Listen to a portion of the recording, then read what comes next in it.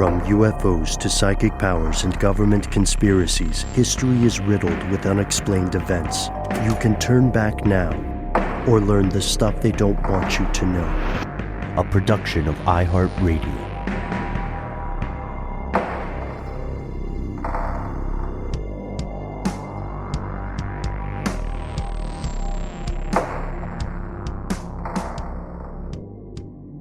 Hello, welcome back to the show. My name is Matt. My name is Noel. And they call me Ben. We're joined, as always, with our super producer, Andrew the Triforce Howard. Most importantly, you are you. You are here. That makes this the stuff they don't want you to know. Folks, thank you for joining us. You're the most important part of the show. And if you are listening to our listener mail, the evening it comes out, let us be the first to welcome you to May 29th, 2025. We are going to have so many interesting conversations here. I gotta tell you, maybe at the top, you guys, a guy did die in a possible kangaroo fight recently. Did you see the news about that? Yeah. No, I don't mean finally. I just mean like, hopefully this is proof positive, Ben, that you should not try to PvP a kangaroo. Well, research is ongoing, Noel, and we want to thank, oh gosh, it was either Stuff They Don't Want You Sandwich or Stoned Coyote who sent that in, and we want you to know, fellow conspiracy realists, that at first, off air, Noel, while you were in Adventures, Matt and our pal Dylan, the Tennessee pal, and I were talking about this briefly, and it looked initially like it was a possible heart attack that hit this unfortunate man roughhousing with a kangaroo, but it may have been blunt force trauma. So just things to think about with our kangaroo PvP conversation, which is, of course, the precedent to the viral conversation about 100 humans versus a gorilla. In both cases, don't do it. Nope. Not a good idea. Agreed. No matter how strong you think you are, don't. Guys, I have some news recently. H Mart has rutabagas, and they are looking good, and they taste delicious. H Mart produce is just a world away. If you're not in the U.S. or maybe not in a community with an H Mart is a supermarket, a grocery store with a lot of other stuff that is primarily marketing Korean produce and food, but they have pretty much everything. Yes. And I love those kind of stores, man. I don't know about you guys, but I make an evening of going there.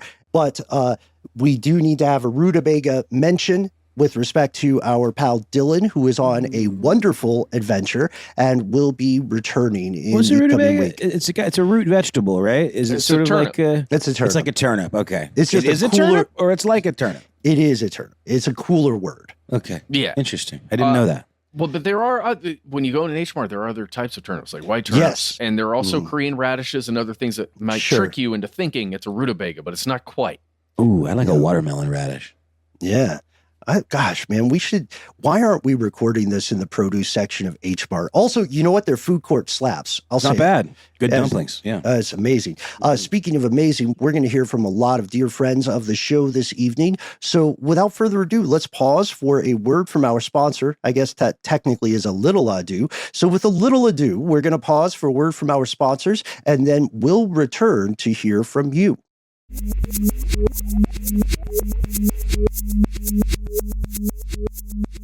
And we've returned, and I've come to you humbly bearing 2 pieces of listener mail. Humble farmer style? Humble farmer style, guys.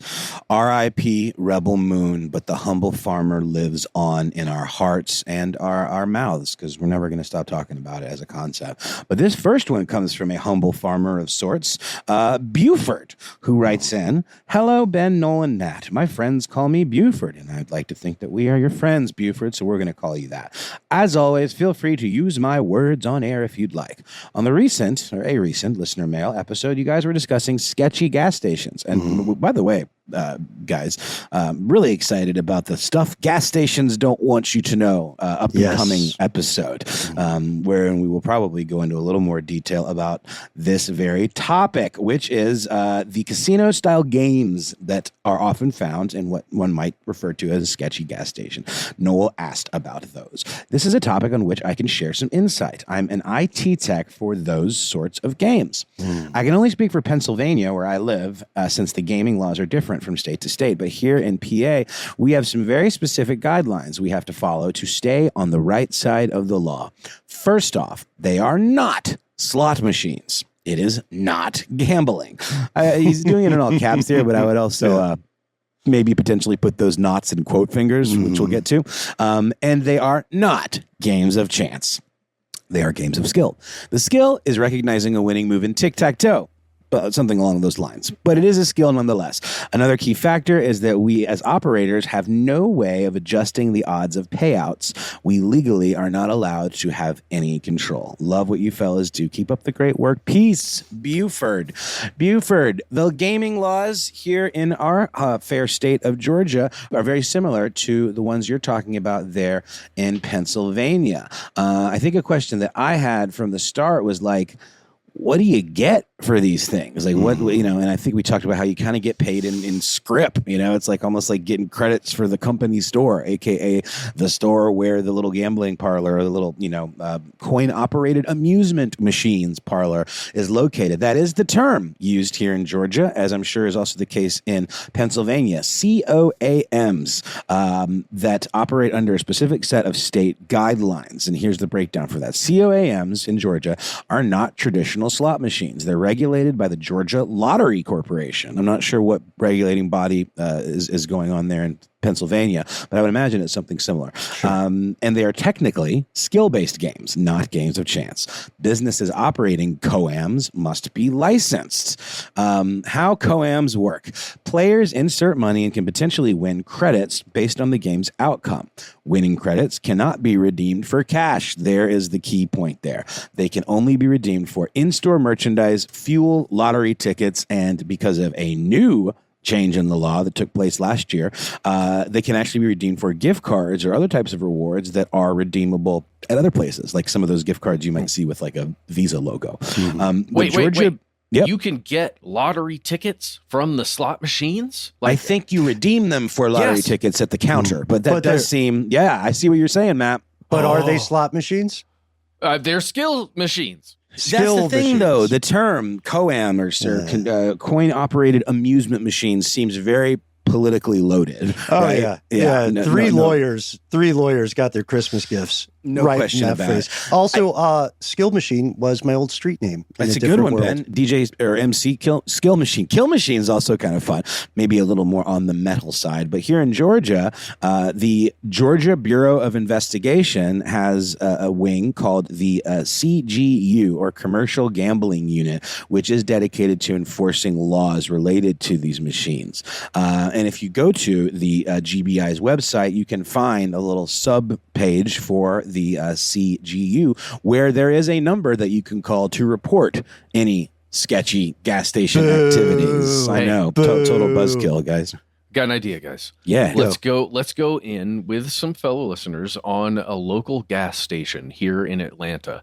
Let's raise whatever funds we need to buy the place, then build out an entire room in the back, like a hidden room in the back. Sure. Everything will be completely above board. It will seem crazy sketchy though. And it'll all be to make friends with this group of folks, these regulators here in Georgia, the gaming commissions. Right. and it's all, that's the goal. That's the whole goal. But we make to what end, Matt? To what end? Well, that's the first step. The rest we would have to write, but it would be very exciting thing to do. I agree with it. And I think Matt just asked, I don't want to miss this, Matt just asked the most important question there. The idea here goes to, again, to legalese, the idea goes into how one is paid or not paid, right? Or what the winnings comprise of. So like an example in Japan would be pachinko parlors, which have a long-standing organized crime affiliation. You can't, I'm doing air quotes so hard, wish, you can't win prizes or money from pachinko, but you can get a ticket where you go to another. It's like buying weed in Amsterdam. You go to another nearby business and you have your little like coupon or ticket, and then you exchange it for stuff. That's how they get around the laws. And it seems like there's a similar bit of legal parkour happening here. For sure. And I think the thing that really threw me, guys, and why I was asking some of these questions in the first place, the three of us recently had a chance to go to Las Vegas together. And I think it was the first time for at least two of us. It certainly was for me. And we did a little hanging out on the floor. We really quite fancied that Frankenstein, it's alive video poker machine. You loved it. Yes, I did. That's okay. Maybe I think you're the one who played it, right? I don't think. I thought we all played it a little bit. Matt, I seem to remember you playing the It's Alive. Okay. I'm the one who didn't get to play it. I dropped so much money on it, and I won so much money on it. And then lost it all again. That's how it was for me, at least. I don't want to speak for either of you. But the thing that I noticed, though, at least at one of the little gas stations near my house in Atlanta, where I've seen these, is there are identical games as ones that I saw on the casino floor. Same branding, same like user interface. Remember the one with the buffaloes stampeding, you guys? Mm-hmm. We saw that one all over the place in Vegas. It was in the airport and it was in all the different casinos that we popped into. And I've seen that very same one in a gas station. And the distinction there, a slot machine, I think you just pull a lever or press a button and that's it. With these, there is that aspect of skill. I think it's as simple as just requiring you to make a decision based on being presented with an option, or maybe hitting a trigger with the right timing or something like that. Or to Beuford's point, something like solving a simple puzzle or, doing a simple tic-tac-toe. But the degree to which that is implemented is so minimal. Sure. It really is kind of outrageous to consider any of these anything but games of chance. Though the legal aspect of the companies not being able to determine the payouts and to manipulate anything like that is also interesting and does seem to ring true here. But I did want to point to an article that I found, and I'm not sure what it's called, Appen Media. Maybe this is just a press release that got spread around, but the headline is New Georgia Law Behind Surge of Gas Station Slot Machine Games. North Fulton County, Georgia, with legal skill-based, quote-unquote, slot machines popping up at convenience stores across the state. Some metro Atlantans want to know how they work. There was this law that was passed last year. It expanded the kind of rewards that slot machines could offer players, inviting an increase of rewards-based gaming. Coin-based amusement machines differ than slot machines in Las Vegas and Native American casinos because they're classified as skill-based games according to state law. State statute defines two types of coin-based amusement machines. Class A ones, like typical arcade games, kiddie rides, and pool tables, do not allow players to carry over points after a play or game. Class B coin-based amusement machines are also games of skill that may allow a successful player to carry over points won on one play to a subsequent play. For retailers, the licensing for Class B machine is 400% more than Class A machines, y'all. What do you make of that? It's a vice tax. I mean, it sure is, but why? I mean, it doesn't it seem to acknowledge that the B types are going to inherently be more lucrative? I would say so. You also want to increase the barrier of entry, right? I don't know. Still, like, I'm divided on this. I know there are people who have struggled with serious gambling issues. We do know, in full disclosure, that games of chance like the lottery have done a lot for education in Georgia, specifically through things like the HOPE program, wherein proceeds from the lottery helped people access education that they may not have been able to access otherwise. So I think that's cool. I'm a little on the fence about it, Noel and Beuford, but Noel, before we go on, could I share a special message to Beuford? Absolutely. Okay. Buford, it's great to hear from you again. You and I in the group had a conversation earlier where you gave us some great clarification on juggalos. So whoop whoop to you, sir. And then also, not only do we appreciate this clarification, but we would like to on air offer you the newly established position of Stuff They Don't Want You to Know's official ICP/juggalo correspondent. As we wrote to you and said earlier, this is a volunteer position. We understand if you need to pass, but if you are down to clown, we'd love to have you as our expert correspondent going forward. Down to clown and down with the clown. Great Malenko. We're rolling the dice on that one, just putting it out into the void. I love it. There we go. Just to wrap this one up really quickly, in the same piece, opponents of this law say that in order to, it's sort of like, winning stuff at an arcade. Like, to get the thing that's actually really cool, you would have had to spend so many coins or credits or whatever that would probably well exceed the value of the thing, the video game, or the giant plushie or whatever, the thing that maybe has a more reasonable monetary value. It just becomes an absolute wash. For players to be eligible for a $2,000 payout, they say, they'd have to play 400 times at a minimum.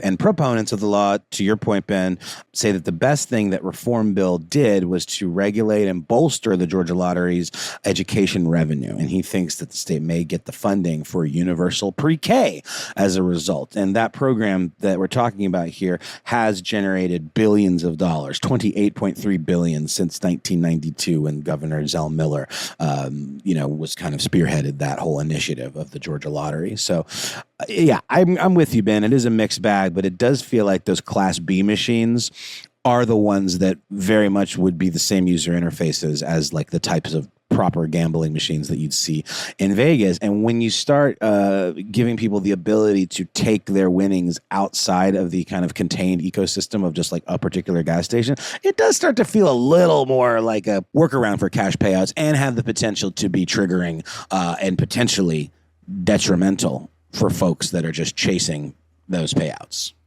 Agreed.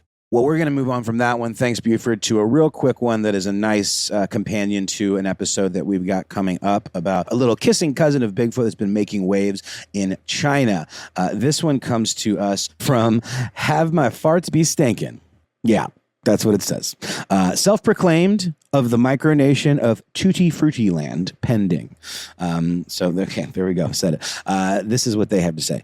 Hey, all, I came across some local stories that you might be interested in. The links are below, and they link just to a couple of cool cryptid stories.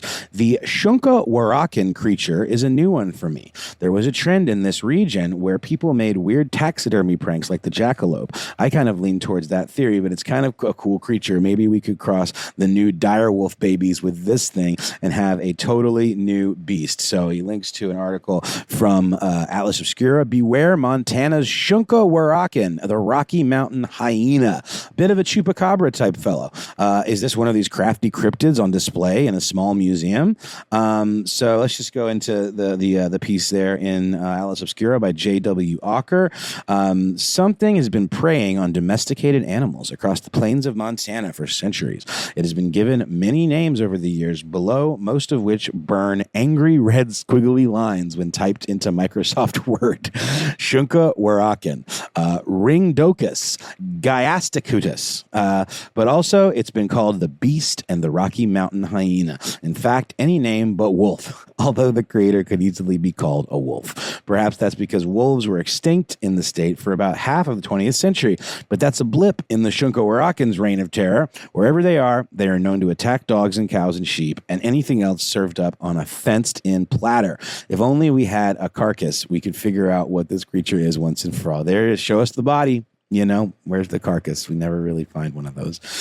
So that's an interesting one, probably one we could maybe add to a future cryptids you don't know about episode. Then Farts Be Stankin' goes on to talk about another topic. We had some interesting discussions at family gatherings for graduations this weekend. My grandparents still live near where these mutilations happened. My mom brought up the topic this weekend, which prompted a dramatic eye roll from my dad. These kinds of mysteries are right up my alley, though, so I thought I would share this one with y'all.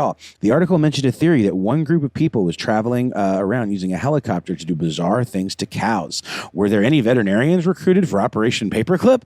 My theory is either doctors researching face transplants or a bored millionaire with a helicopter might be responsible. Thank goodness for TikTok dances releasing some more positive, creative energy from people. Well, thanks for the good show and hours of entertainment. Have my farts been stinking, self-proclaimed of the micronation of Tutti Frutti Land. And the second piece that they linked to, cattle mutilations across Wyoming and the West in 1970s, still a mystery. And in this piece from Cowboy State Daily, there's an excellent comic strip that's attached from UFO and Outer Space magazine, The Case of the Cattle Killers. On it, you see some humble farmers pointing to these dead cow carcasses, and this one dude is asking the question we're all asking: what could have killed all these cows? June 1978, it says, a farming community near St. Louis. It was here that a number of residents first witnessed the same phenomenon early one morning as they went to inspect their pastures. Not only that, but look how they died. Exactly. These are the questions that these humble farmers are asking of their slaughtered herd. And trigger warning here, y'all. Some graphic language coming up from this piece. The horror of mutilated cattle, cheeks cut off on one side, tongues missing, sexual organs removed, bloodless carcasses, and no visible signs of predation made big, bold headlines across Wyoming and the West in the mid-1970s. Wyoming had reports of cattle mutilation in Newcastle, in the Bridger Valley, in Uinta County, and in Sublette County. There were mutilated horses in Meeteetse and Carbon County. 2 years later, there was a report of a heifer outside Casper found dead under similar circumstances. In the years immediately after the Vietnam War and Watergate, suspects included the U.S. military, who some surmise were conducting experiments or collecting tissue, satanic cults, of course, that old chestnut, or UFO visitations. Yeah, it's a great read, actually, if you want to check it out. Cowboy State Daily. This is by Dave Killingbeck. Really, really cool, well-researched piece, kind of an oral history of a lot of these cattle mutilation stories. So it's still, the jury is definitely still out, but I'm liking your theories about weird roving surgeons researching. You know, it's almost like the whole Resurrection Man theory of Benjamin Franklin, you know, and all the bodies he had buried. Dude, there is a recent story out of USA Today that connects both of these messages, or both of these ideas within farts be stankin' or whatever it is message. Closing up. Recently in California, in several counties, including Modoc County, which is featured in the Unlikely Gems series on Instagram, there's a state of emergency because gray wolf attacks have been on the rise. Of like a lot. The gray wolf population is showing very little fear of humans right now, and coming very close. They're taking on livestock primarily, but they're also coming very close to the human settlements and appear to be, I don't know, just not fearing what they normally would. That's exactly right, Matt, and that's certainly one of the possibilities that's outlined in this article. Another one that our listeners suggested is this idea of helicopters, and this was new to me, and it maybe is something we've talked about, but in the piece, they talk about evidence of helicopters being discovered, credible reports of military-style helicopters in the area, and on one occasion, 3 in different locations. The aircraft were reported to have had no numbers on the side, did not use lights, and were only seen at dusk. There's a statement coming from the undersheriff of this particular county. It said this: "We found a lot of rotor wash around the carcasses. We found the marks of the landing skids. That led me to believe it was something a little more involved, and predators wouldn't have anything to do with those carcasses. Birds wouldn't peck on them. We never had any incidents like that before, and we never had any after. If it was predators, why didn't it continue on? It just didn't." Wait a minute. Are we making a connection to Beuford and the helicopter rides of the gathering? Exactly.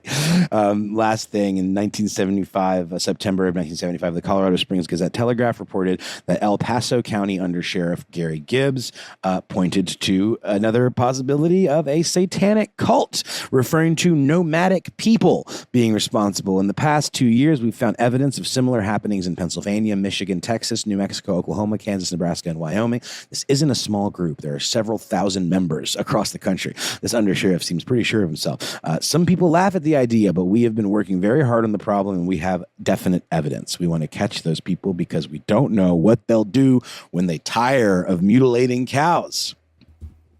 Whoa. They were referred to state crime labs, but apparently the crime labs refused to get involved. Said here, I heard from other sheriff offices that was the case, that they were running up against in all of our states. And yeah, it goes on to a whole section about FBI file and the predator conclusion not being particularly valid. So Boy, oh boy, this is a cool read. Do check that one out. Dave Killingbeck, cowboystatedaily.com. Y'all, that's all I got for this one. I don't know, any food for thought to leave the listeners with, Ben, about cattle mutilations? Do you have any pet theories? I'll go ahead and save them for an episode. I agree with you, Have this is something that we would love to continue, and I think that's a great point about a new iteration of cryptids you've never heard of. Please check out those episodes if you haven't yet. Awesome. We're going to take a quick break, hear a word from our sponsor, and full disclosure, y'all, I have to take off for an appointment, so if you don't hear me, that's why, but I know you're going to get some excellent listener mails from Matt and Ben.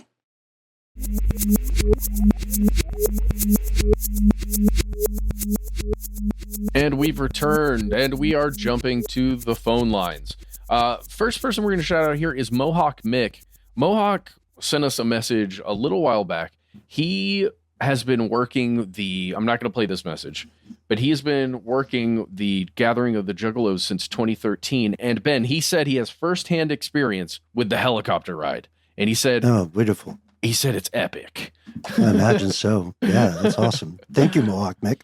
But he sent us another message just after listening to our episode where we mentioned the Gathering of the Juggalos, which is happening, by the way, on August 13th through the 16th of this year in Thornville, Ohio. If you're interested, we were talking about adding a low to the ends of things, to reference them while you are at the gathering, or if you are a self-identifying Juggalo. So here's Mohawk Mick's quick message.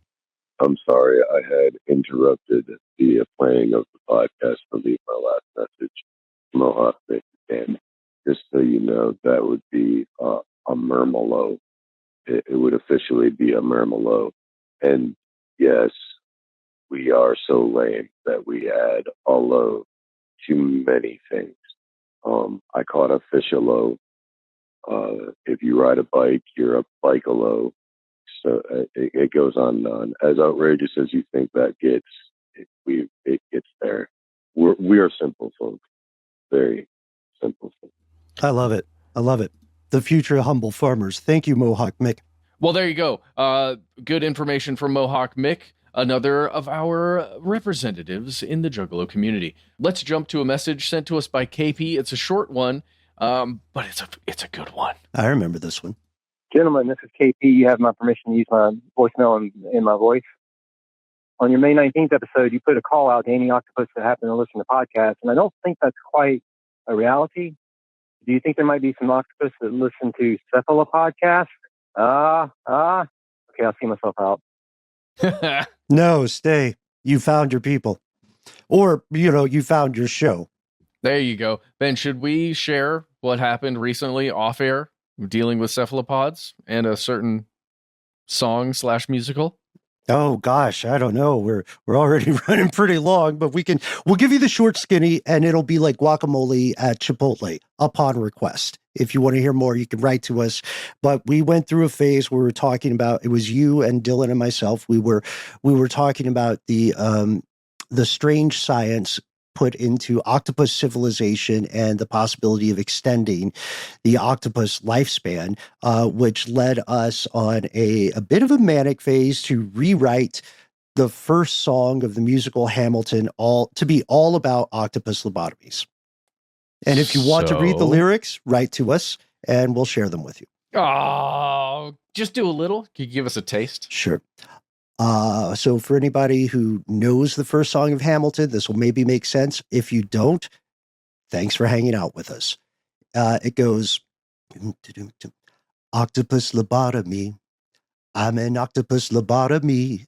People wish I had 1,000 arms. It's just these 8. And it goes on. I'm a squid. I have 10. Blah, blah, blah, blah, blah, blah. Like, we have the whole song. So if you want to hear it, or if you want to read the lyrics, just email us. We should put it out.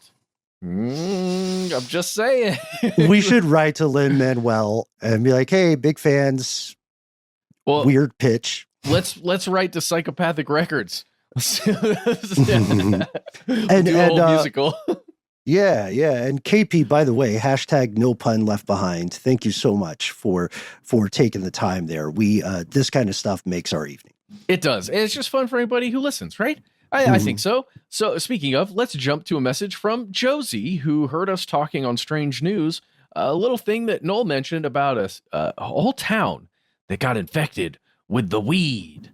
Right. And if you'll recall, that message had to do with a giant deliberate burn of cannabis. And specifically, that cannabis was laid upon tires and then doused with diesel fuel and then set alight. And, at least according to the reporting, that the following smoke and the smoke it generated got the entire town a little high and was pretty annoying. And this is in Turkey, where people in that town are not what you would call stoners. Yes, precisely. So let's jump to this message from Josie. My name is Josie. I am a longtime listener, and I absolutely love you guys. I'm listening to your podcast about AI lovers and marijuana burning. Diesel fuel and tires are both petroleum-based products, which makes them oil-based, and THC becomes more chemically active when combined with oil-based products, which is why when people who shall remain me go to make their edibles, we dry the cannabis in a very cool, dry frying pan, and then we simmer it for about 30 minutes, sometimes an hour, depending on how much cannabis you have. And my personal choice is coconut oil because it doesn't have any flavor and it has a high melt point. But I have also used olive oil. I've used butter. Now, I don't know that I would use diesel, but it explains why so many people were high for so long. And I just got to do the shout out to Augusta, Georgia for Noel Brown. Spent 25 years of my life in that city.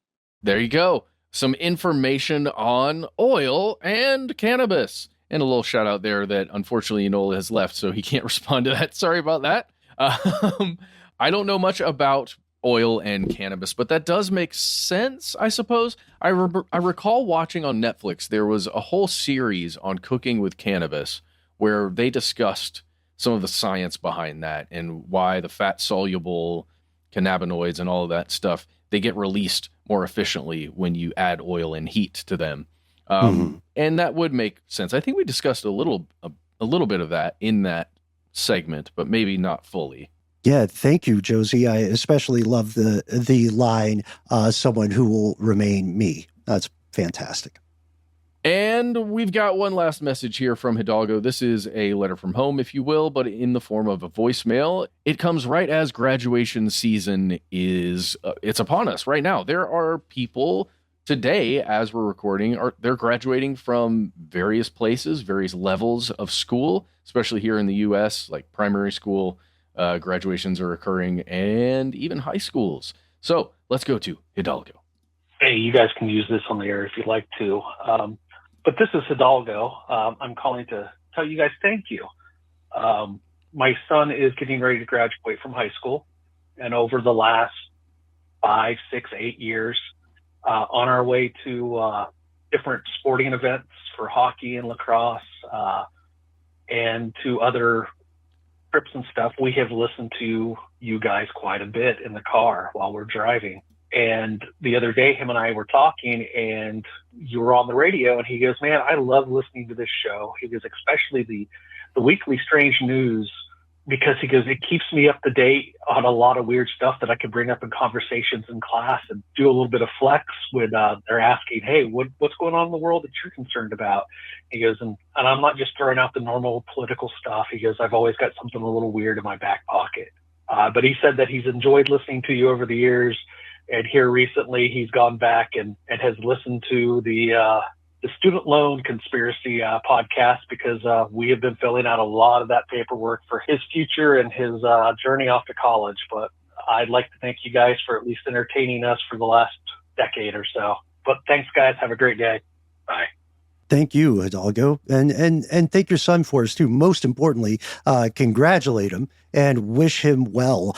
Matt, I saw this one too, and these kinds of kind words in email correspondence or even on the phone, they just make our evening. This is awesome. And if we can help people in any capacity, then we're here for it. We also want you to know, Hidalgo, not to make us all feel feel too old, but since Strange News Daily turned into Strange News on stuff they don't want you to know, the 5-year anniversary of our weekly Strange News segment is coming up.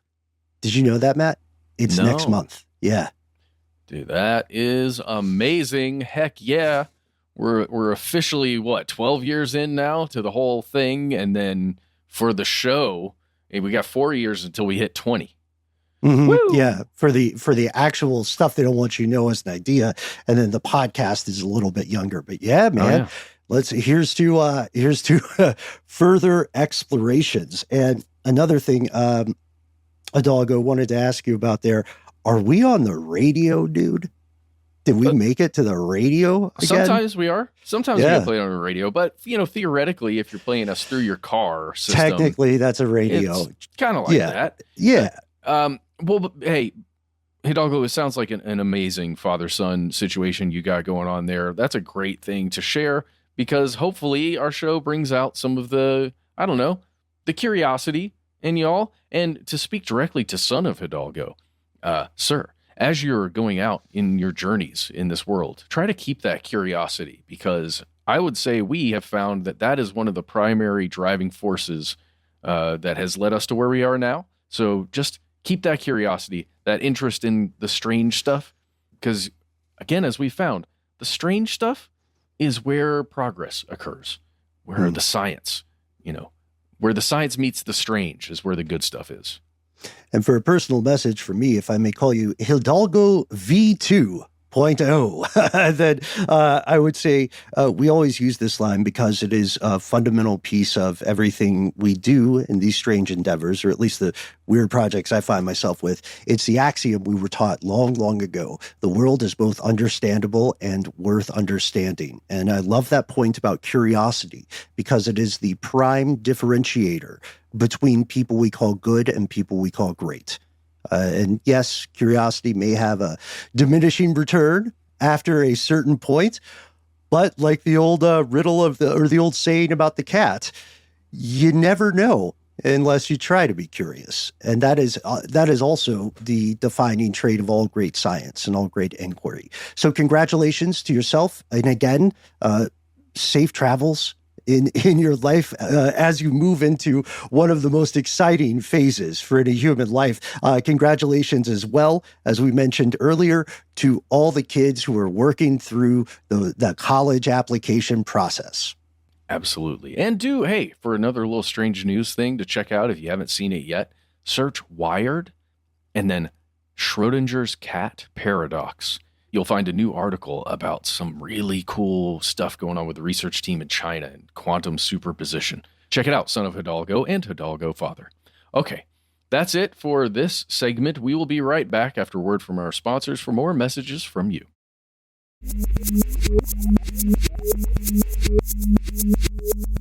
And we've returned to the final act of our weekly listener mail segment. We're going to go through a couple very quickly here. One being, full disclosure, folks, a teaser for an episode that I think will be pretty fascinating, Matt, and I'll see if you agree as we continue.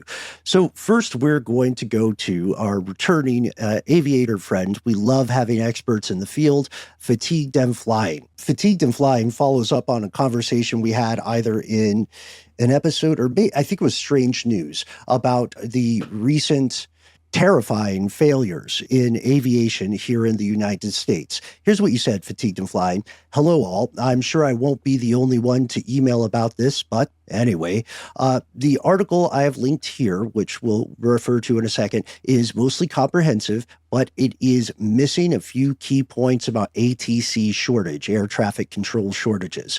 This is, says Fatigued and Flying, indicative of the general breakdown of U.S. infrastructure we've seen in other areas. We need a reasonable overhaul schedule, which we do have. The previous administration has been complying with the schedule laid out in Next Gen.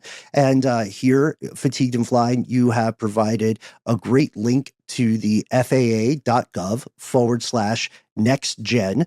That's shorthand for Next Generation Air Transportation System, a large-scale FAA initiative to modernize the U.S. National Airspace System, or NAS. which is where the rapper gets his name from. Nice. Yeah, I mean, listen to the lyrics, folks. So Fatigued and Flying continues and says, let's start by saying the current DOT secretary is full of it. Their plan to rush the schedule is short-sighted. Honestly, there's nothing there that wasn't already being implemented. If anything, they're just trying to get to those goals in an unrealistic time frame. Newark needs specific focus right now. And I'm going to paraphrase some of this for time of Fatigued and Flying. You note that the next-gen schedule from the FAA is reasonable, and it's a schedule of some very important and pretty complicated, time-intensive things. An overhaul of a multifaceted flight scheduling regime. You say communications are a key part of this, but there are growing pains when you can't just pull a system offline. So you have to do this while planes are still flying. You have to fix the car while it is driving on the road, right? For another transit analogy. And this leads Fatigued and Flying to name a couple of other issues that people might not be aware of when you hear the news, unless you're in aviation. You say, along with the technological issues there's also staffing. The average controller, air traffic controller, takes up to 2 years or longer to get online, to become a working ATC from their date of hire. That's very understandable because by the end, they need to know every part of the sector they work in. And this builds in lag time to the entire situation. And then, this is a really interesting point, Matt, then you are medically retired at 56, but the FAA has built a guard to this by requiring you be under the age of 31 at the time of hiring. So unfortunately, to all our human conspiracy realists over the age of 31, it's going to be tough for you to become an air traffic controller. And then on top of this, says Fatigued and Flying, you have the actual ATC techs required to repair and upgrade all these systems, and they are woefully understaffed. Fatigued and Flying, you gave us permission to share this, so we'll say, we'll disclose that you had a navigational aid in your area destroyed by a tornado and just got alerted that instead of being repaired, it was entirely removed from the national system. And then Fatigued and Flying, I love the way you write, man. He says, I fly airplanes for a living. I don't write stuff, so please excuse the rambling. 10-10, no notes, you're nailing it. My point here, you say, is there's absolutely a schedule. There is a path forward. Maybe just avoid Newark for the near future. It's having a rough time. Other controllers are reminding their members there to focus on mental health.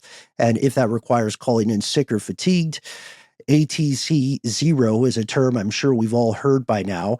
And frankly, if the airlines just cancel stuff, there will be no degradation of safety. It's much more unsafe to have an understaffed control facility over just no one showing up.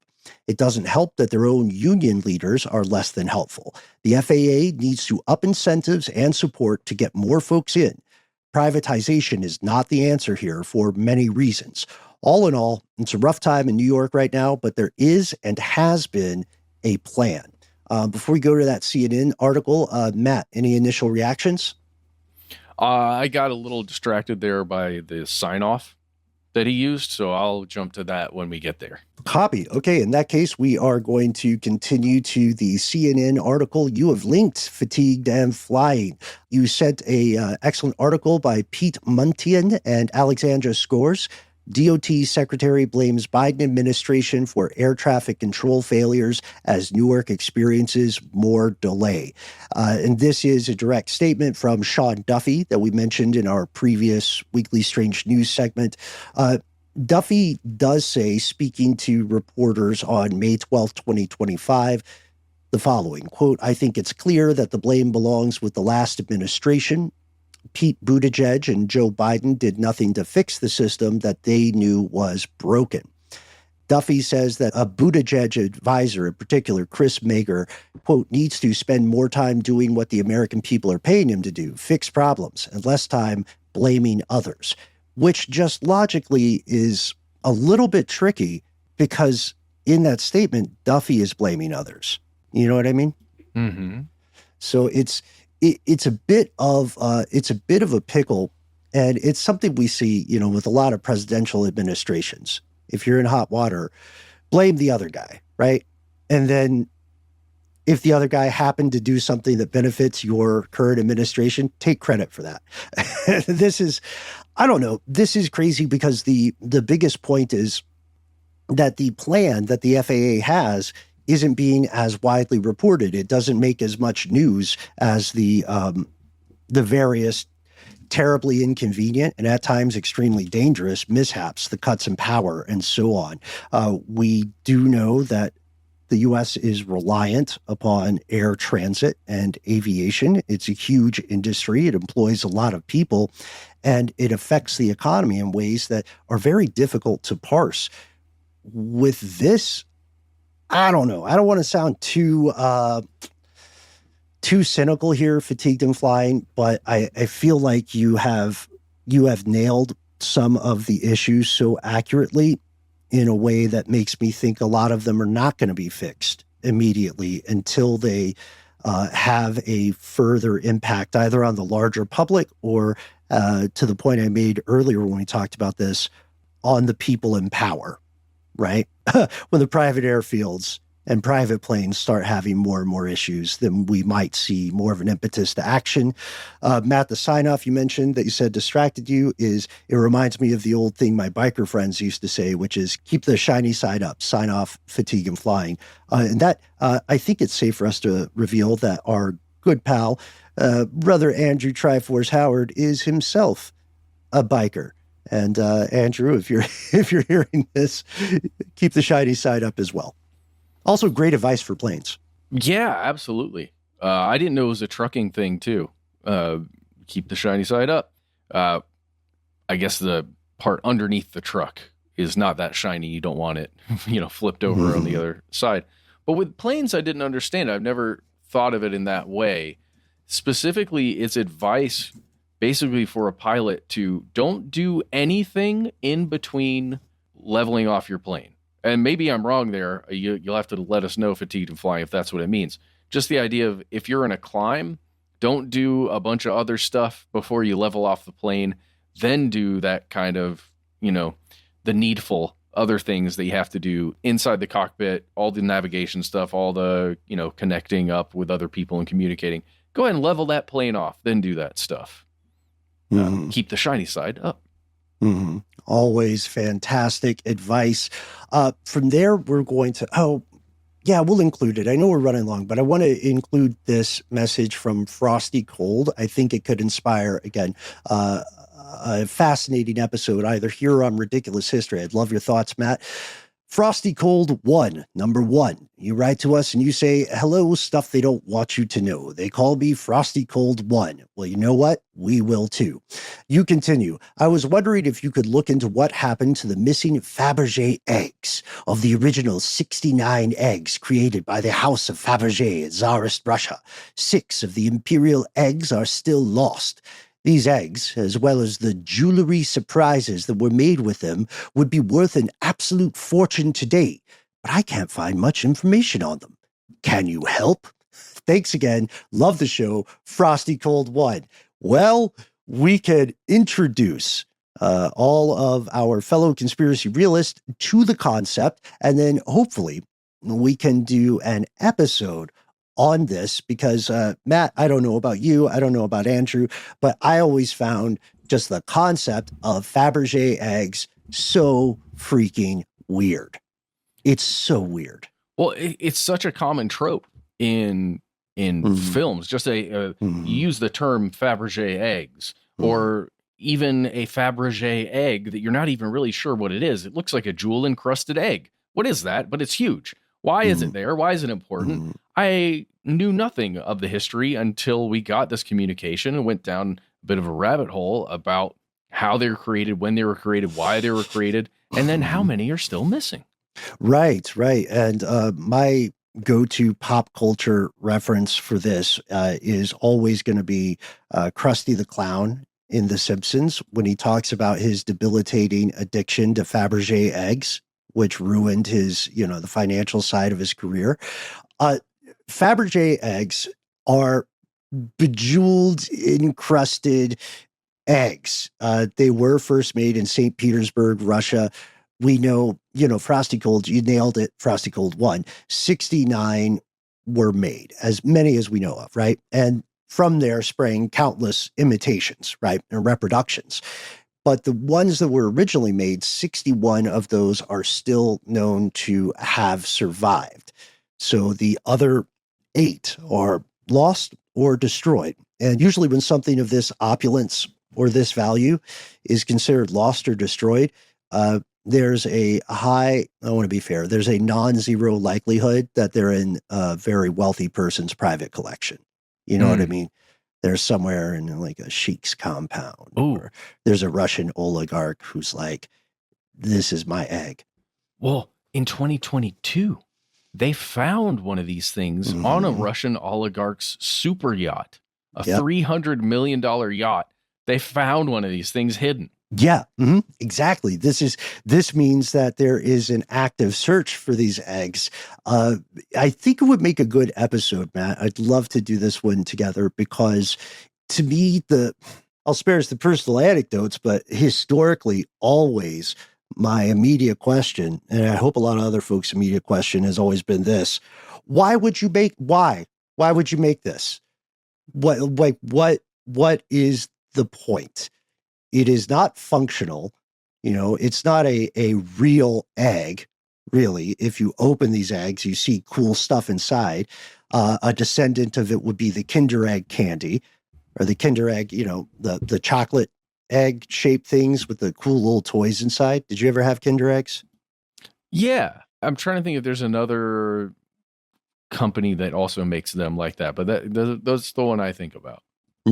Yeah. And so I'm just bringing this in because we want to hear from you at conspiracyiheartradio.com if you would like a show on Fabergé eggs and the mystery, technically the conspiracy to hide them. Also, please, please, please tell us why. I don't want to be like dunking on creativity. I applaud all artistry as long as it doesn't harm other people. But out of all the things you make, we got to find the origin story in our episode as to that inspirational moment where you're a goldsmith and you're making these gifts, and then you have that. What was your light bulb or broken egg moment where you were like, I need to make a fancy egg. I need to make the fanciest egg. And someone's like, Benedict? And you go, no, gold. Yeah. All kinds of different precious metals and gems and jewels. Well, I think it's all about the surprise, man. You're right. Like, I'm looking at a wiki of these right now, and there's one that had an automaton, an elephant automaton inside it. So, like, really, the egg is cool and everything, but if you can get it open, and if you're the person that owns it, you know what the surprise is, but then you get to show it off in your fancy ballroom. Your fancy balls room.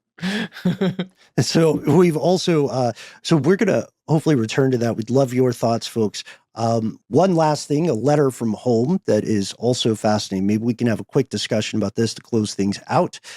Our pal, Mr. Stuff They Don't Want You to Sandwich, good returning guest of the show, wrote in and said, hello, Stuff They Don't Want You to Know. You always mention this specifically to me. Always mention you fell asleep putting on a pair of pants one time.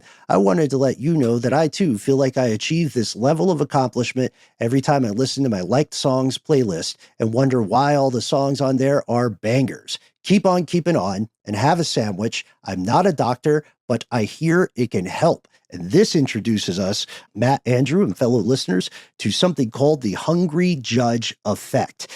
This is the idea that in a court of law, a judge's verdicts are going to be more lenient after they've had a break for a snack or for lunch. And the idea that you're in a better mood, right? You're not you when you're hungry, just like Snickers said. Well, that's human. I mean, I got 2 9-year-olds running around, and I'd say we know very well in this house what hangry looks like, what it sounds like. I know how I get sometimes. Yeah, dude, if a judge is just a human with a fancy smock, what do they call those robes? A fancy robe, and a lot of schooling and a lot of experience and wisdom and, other things. But I can imagine how being a little hungry could affect the outcome or how someone else is judged. Dude, no, I've noticed that. Specifically, I just had a conversation about this, about how we've talked about how all the input that we intake as humans, no matter who you are, is affected by a lens. There's a lensing effect that the way you receive information can be altered and changed in how you perceive it, depending on how you're feeling or your past or all these other things that kind of color your lens. It's the same with a judge. If they're hungry, something might seem a little more harsh to them or a little more reckless even. Anything that they're hearing about or receiving or even evidence they're looking at. So, Mm-hmm. And the original inspiration for the idea of the hungry judge effect comes from this retroactive study of decisions made by Israeli parole boards back in 2011. And this study, you can find it online. The title is Extraneous Factors in Judicial Decisions. And it confirms something a lot of people have a spidey sense about. If you have a job where you have to work with coworkers, which most people have a job where they have to work with coworkers, you're probably noticing some of the stuff that Sandwich and Matt are describing there. This original study found that there was a natural slope to yes or no decisions for granting parole. It would start at about 65% at the beginning of one of these parole board sessions. So kind of in the morning, right? After people have had breakfast or what have you, more than half of these parole applications would be approved. But then right before it was time to break for lunch, especially considering people knew the break was coming, the granting of parole dropped down to nearly zero. So the authors of this study, and let's give their names, the authors of this study, Shai Danziger, Jonathan Levav, and Liora Avnem-Peso, these three authors said maybe they're increasingly favoring just the status quo, the easiest answer being no. It generates the least amount of paperwork, right? Maybe they're going toward that because they are fatigued. They are mentally depleted from having to do all the other stuff, evaluate all the other cases leading up to lunch, and rest and replenishment, maybe a nice walk around the block or something. That restored a willingness to make bold decisions. It reinvigorated you, right? And you're not as hesitant to do things that may make a little more work down the line or may raise more questions. This gets cited all the time. It has literally been cited in thousands of other works, and people are still arguing about it.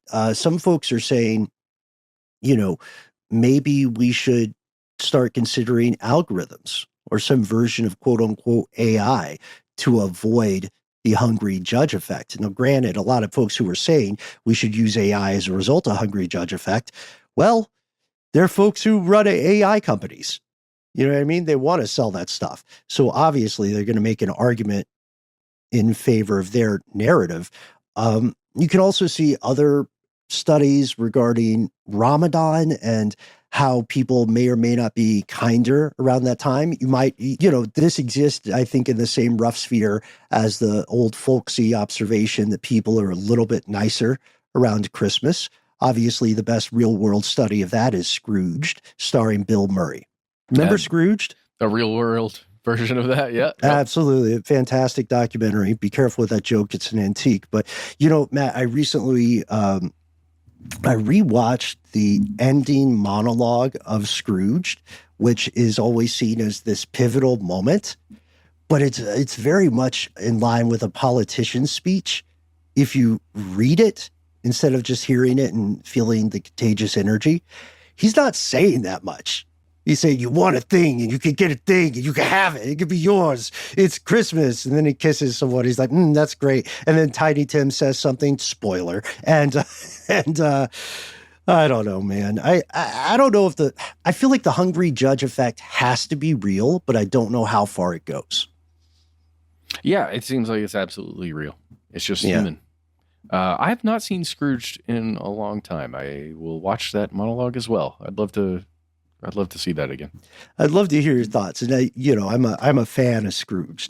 I'm a fan of that genre of creepy holiday film and fiction. You know what I mean? Nightmare Before Christmas, stem to stern banger, no notes. I'm trying to think of other creepy Christmas things. Krampus, not in that league, but still in that genre. What else you got? Yeah, A Jingle All the Way is mine. Mm-hmm. Very creepy. That's a good one. I guess The Grinch Stole Christmas is also creepy because it's got scary parts. Kids are terrified of that Grinch, that version of the Grinch, at least the one that Jim Carrey inhabited. Oh, yeah. I mean, he's a weird looking dude. And they never explain why he looks so different from the Who's. You know what I mean? Why is he like their Yaren? Why is he their Bigfoot? Their Christmas hating Bigfoot. Oh, we're going in 1,000 directions here. We're going to pause. We'll be off to Noctivigate. So thanks to Frosty Cold One, Fatigued and Flying, the Stoned Coyote, who is the one who pointed out the possible kangaroo-related death. Stuff They Want You Sandwich, KP, Josie, Hidalgo, Have My Fart Been Stinking, self-proclaimed of the micronation of Tutti Frutti Land. We wish you luck, Your Highness, or President or Prime Minister. And of course, thanks to Beuford. Now, we did roll over that earlier job offer, Beuford, so I want to say it one more time so it doesn't get dismissed or lost. We love an ICP Juggalo correspondent. So let us know. You can give us a call on the phone. You can give us a good old-fashioned email. You can find us online where we are on any social media you might sip. Will be Conspiracy Stuff Show, Conspiracy Stuff, or some derivation thereof. If you would like to use a telephonic device to put a whisper in some ears, then please do so. We'll tell you how. Yep. Call 1-833-STDWYTK. It's a voicemail system. So just like Mohawk Mick and everybody else, leave a message, give yourself a cool nickname, and let us know within the message if we can use your name and message on the air. If you've got more to say than can fit in 3 minutes, or you want to send us links, I don't know, attachments, anything, why not write us an email? We are the entities that read every piece of correspondence we receive, and we do mean every, regardless of length, and, keep the content clean if you can, but also if the pun gods so move you, that, send us some dirty, that's fine. No dirty pictures, though, because we do have an HR department. Join us out here in the dark, conspiracy at iHeartRadio.com.